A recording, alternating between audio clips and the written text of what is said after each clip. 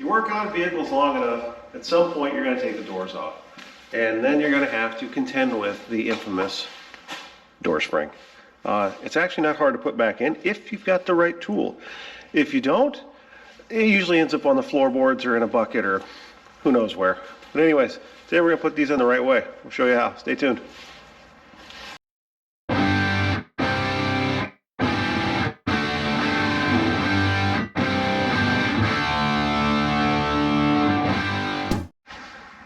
So if you ever wondered what the door spring actually does, well, it's the little catches in your door that hold it in those certain positions so it doesn't just fly straight open and smash into the next guy's vehicle. It's about its only focus, really. Do you need them? No. Are they useful? Yes. In fact, this one I just replaced. I'll show you where it's at. Now these door springs are pretty tight quartered, but that's it right there. It smashes against this little foot and the door, and that is where it lives. As you noticed, there's not a lot of space in there, so it can be kind of a bear to get back in unless you got the right tool. I already did the driver's side door, we're going to do the passenger door, and we'll show you how to do it. Alright, we're over here on the passenger side. I'm trying to get you guys in here. But this little foot swings back and forth. That needs to be up against that guy right there, and your spring goes in between this thing and the door on this side, right here. That's where the spring lives. So let me show you the tool, we'll see if we can get this spring in there. So the tool is this. Spring just goes in, you just push it in, that's it.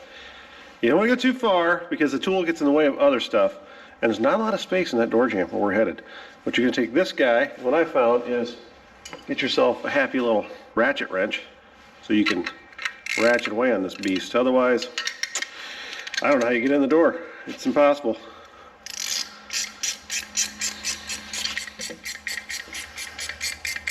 So, it's a spring, right?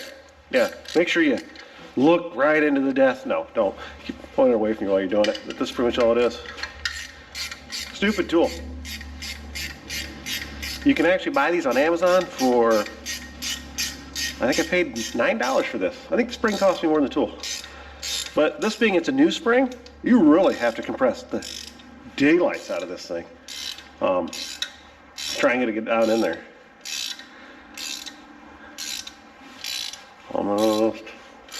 Almost. I have had these shoot across the room. Not pretty. Alright, let's see if I can get this off. Okay, we'll see if it fits. Alright, this is where we're headed. And you can probably see why having the right tool really helps. Because there's not a lot of area to work in here.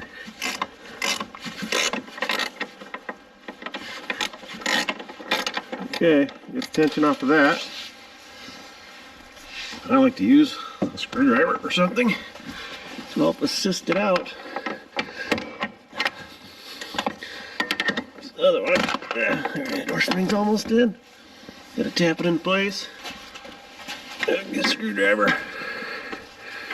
Kind of nudge it.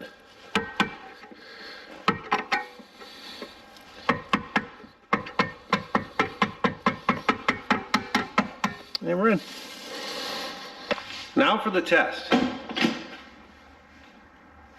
Wouldn't be possible without a door spring. Anyways, that's going to wrap it up for this video. That's a relatively simple thing to do if you got the right tool. Again, you can get the tool on Amazon for like 10 bucks, maybe 12. It's worth it. Just don't even mess with springs until you have it. I see other videos, people like, oh, use zip ties and a C-clamp. Okay, that's scary, and it might work on older, worn-out springs, but the new ones got a lot of tension on them, so try it at your own risk. But I'd say wait for the tool. Anyways, if you liked what you saw, please like and subscribe, and we'll catch you on the next video. Thanks, guys.